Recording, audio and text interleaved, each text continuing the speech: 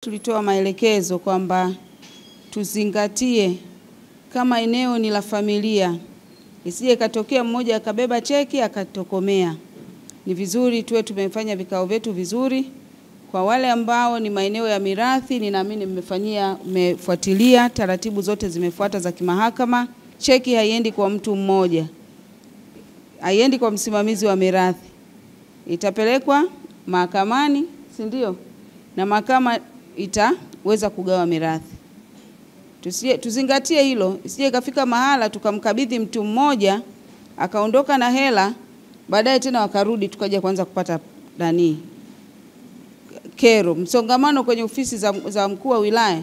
Tunatamani tupate misongamano ya zile kesi ambazo kweli zimeshindikana, lakini sio tutengeneze tena migogoro kutokea kwenye zoezi hili.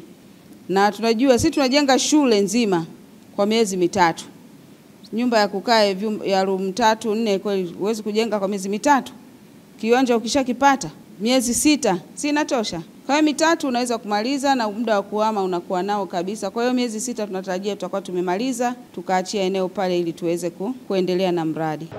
Eneo la Maisaka ni miongoni mwa vyanzo vikuu vya mji wa Babati. Pale mpaka sasa hivi tuna visima 5 na pia tuna mpango wa kuchimba visima vingine 4 kwa kupitia mradi wa wafadhili wa Wajerumani unaitwa KfW, ambao ule mradi utakuwa una thamani ya shilingi zaidi ya bilioni 40. Kwa hiyo tunatarajia ndani ya mwakani mapema Januari tutaanza pale kuchimba visima 4 ili kuongeza upatikanaji wa maji katika mji wa Babati, especially maeneo ya Maisaka Katani. Mheshimiwa Rais ametoa fedha pale shilingi bilioni 2.99 ambazo leo tumewalipa wananchi 15 kiasi cha shilingi bilioni 1 kama 0.3 hivi. Kati ya hao bado wananchi kama 10 ambao hawajafika, lakini Mheshimiwa DC ametoa rai kuwa hao wananchi 10 ambao hawajafika pia waweze kufika ili wachukue hela zao. Mimi naitwa Ofi Obadia Urasa. Nilikuwa na sehemu pale Msasani pembeni kidogo ya Mzee Marejeta, lakini sasa hivi nimeona tu hii kesi tuimalize nichukue hela.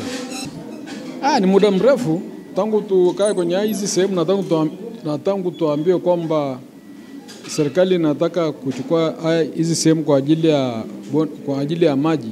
Ni muda mrefu kwa kweli. Tunashukuru serikali kwa kweli kwamba wametuona muda mwafaka.